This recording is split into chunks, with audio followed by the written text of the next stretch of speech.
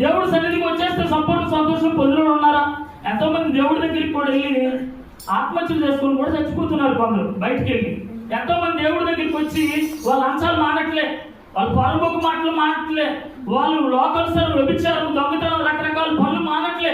మందిరానికి వెళ్తున్నారు కానీ లోకానుసారంగా జీవిస్తున్నారు. దానికి కారణం ఏంటి తెలుసా? మందిరానికి వెళ్ళిన వాళ్ళు సంపూర్ణ సంతోషాన్ని, నిత్య సుఖాన్ని వారు అనిపించలేకపోవడానికి కారణం ఏంటి తెలుసా?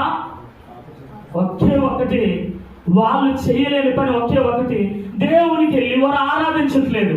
ఆరాధన ఏంటంటే పాటలు పాడేసి చప్పట్లు కొట్టేసి ఓ చక్కగాను బల్ల కుదిరినట్లుగా ఓ రకరకాల భాషలతో మాట్లాడి ఇదేనా ఆరాధన అనుకుంటాం.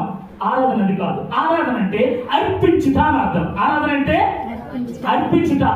అర్పణలో 3 రకాలు ఉన్నాయి. అర్పణలో 3 రకాలు ఉన్నాయి.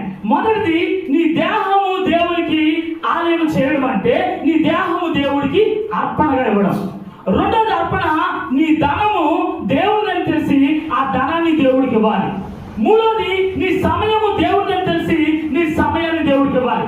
ఈ 3 ఎవరిస్తారో వారు ఏమవుతారంటే సంపూర్ణ సంతోషాన్ని అనుభవిస్తారు. నీ దేహము దేవుడికి ఇస్తే ఏం జరుగుతాడో నేను ఒక మాట చెప్పనా? షడ్రక్, మేషక్, అబేద్నెగోలు